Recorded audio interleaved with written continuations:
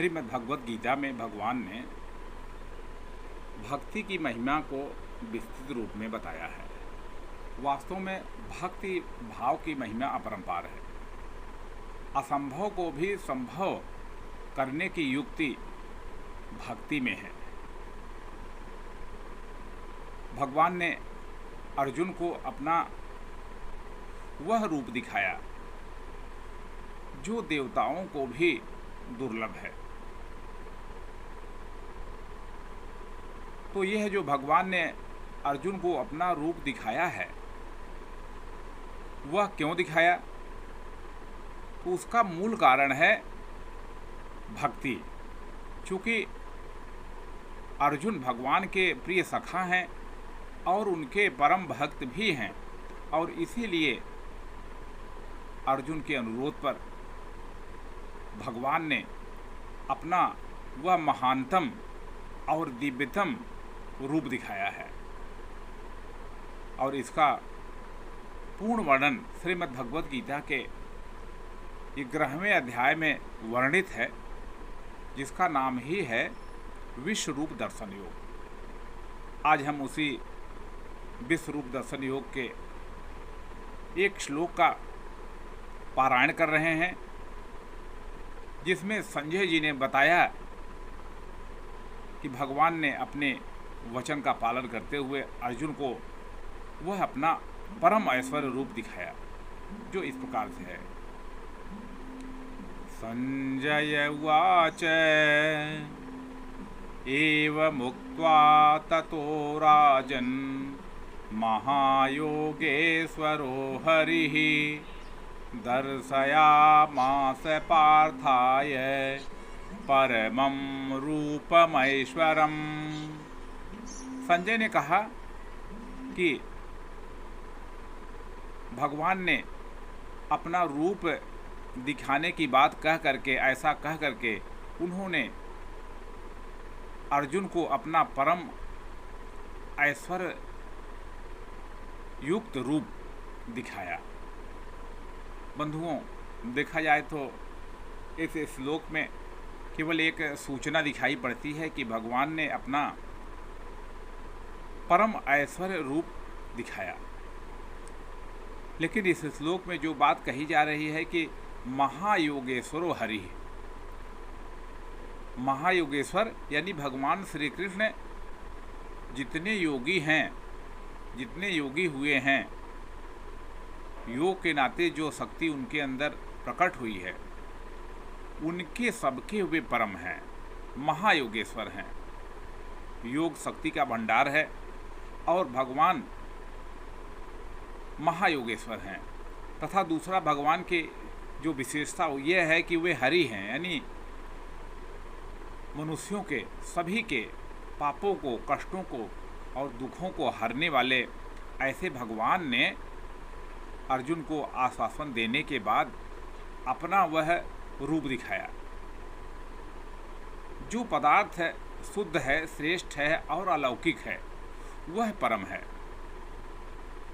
और उसकी विशेषता भगवान ने जो बात कही है कि ईश्वर के गुण, प्रभाव और तेज दिखलाई देते हों, जो ईश्वर की दिव्य योग शक्ति है, संपन्न हो, वह ऐश्वर्य युक्त है। तो इसको भगवान ने अर्जुन को जब दिखाया तो ये बड़ा विशेष अवसर रहा होगा। बंधुओं, एक बात और है कि यह जो भगवान ने रूप दिखाया, तो उस रूप को देखने के लिए भगवान ने अर्जुन से कहा था कि तुम इसे इन अपनी चर्म चक्षुओं से नहीं देख सकते हो, और इसीलिए उन्होंने कहा कि दिव्यम ददाम ते चक्षु, मैं तुम्हें दिव्य चक्षु देता हूँ। लेकिन जो महत्वपूर्ण बात मैं आपसे कहने जा रहा हूँ कि देखिए कि संजय जी कितने श्रेष्ठ साधक हैं।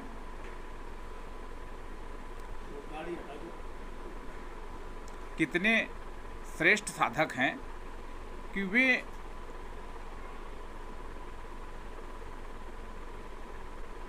भगवान के उस रूप को देख पा रहे हैं जो कि अर्जुन देख रहे हैं। यानी आत्मा के स्व अनुभव में कहीं अर्जुन से भी बढ़ चढ़ करके संजय जी हैं। तो ऐसे हमारे देश में अनेकों नेक महात्मा हुए हैं जिन्होंने भगवान के रूप को देखा है, और उनके नाते ही आज हम सब लोगों को श्रीमद् भगवत गीता के माध्यम से भगवान के विराट स्वरूप का अनुभव करने का, दर्शन करने का एक अवसर मिलता है। कैसा रहा होगा वह दिव्य दर्शन अगर श्रीमद् भगवत गीता में वो रूप वर्णित नहीं किया गया होता तो देखने को कौन कहे। हम सब लोग उसको श्रवण के माध्यम से भी न जान पाते कि भगवान ने कैसा रूप दिखाया होगा। बंधुओं, हम सब लोगों के मन में भी ये बात आनी चाहिए कि वास्तव में जब कोई व्यक्ति साधना करता है तभी उसके अंदर दिव्य दृष्टि का निर्माण होता है, और जिसके अंदर वो दृष्टि नहीं है वो उस चीज़ को समझ नहीं सकता है। जो जिस स्तर पर जीवन जीता है वह उसी स्तर की भावनाओं को समझ सकता है। हमारे यहाँ गांव की भाषा में एक बात कही है कि जाके पैर न फटी बिवाई, वो क्या जाने पीर पर आई। जिसके पैर में विवाह नहीं फटी है वो विवाह का दर्द नहीं जानता है। तो जो व्यक्ति दिव्य दृष्टि संपन्न नहीं है वह ईश्वर के परम रूप के दर्शन का क्या अनुभव होता है उसको नहीं जान सकता है। बंधुओं, हम सब लोग भी श्रीमद् भगवत गीता की प्रेरणा से उस महान शक्ति का, भगवान की महान विभूतियों के दर्शन का एक स्वप्न देखें, क्योंकि यह सबसे बड़ा स्वप्न है। मनुष्य पैदा होता है तो अपने जीवन के संचालन के लिए वो धन की कामना करने लगता है, सुंदर स्त्री की कल्पना करने लगता है, सुंदर पति की कल्पना करने लगता है, अच्छे घर की इच्छा करता है, कितने प्रकार के पद प्रतिष्ठा सम्मान सबकी वो इच्छा करता है। लेकिन वास्तव में परम सौभाग्य के पात्र वे हैं जो ईश्वर के इस पवित्र और पावन रूप को देखने का संकल्प करते हैं, इच्छा करते हैं। हमें भी श्रीमद् भगवत गीता के इस शब्द प्रेरणा से ये बात सोचना चाहिए कि हमें भी ये करना है। बंधुओं, कभी आप स्वाध्याय से पीछे मत हटिए, क्योंकि स्वाध्याय ही वो चीज़ है, स्वाध्याय से ही वो आपको प्रेरणा मिलेगी जिससे कि आप एक महान से महान भगवान के रूपों का दर्शन कर पाएंगे। और अगर आप भगवान के रूपों का भी दर्शन नहीं कर पाए किसी कारण से कम अपने भौतिक जीवन के उन्नयन में भगवान के दिव्य प्रकाश का अवश्य ही अनुभव कर पाएंगे। जो मन की चंचलता का अभाव है, जो श्रीमद् भगवत गीता में भगवान ने दिव्य गुण प्रकट किए हैं, वर्णित किए हैं, उनके अनुभव की बात है कि ऐसे कोई न कोई महत्वपूर्ण घटना, परिवेश आपके जीवन में आएगी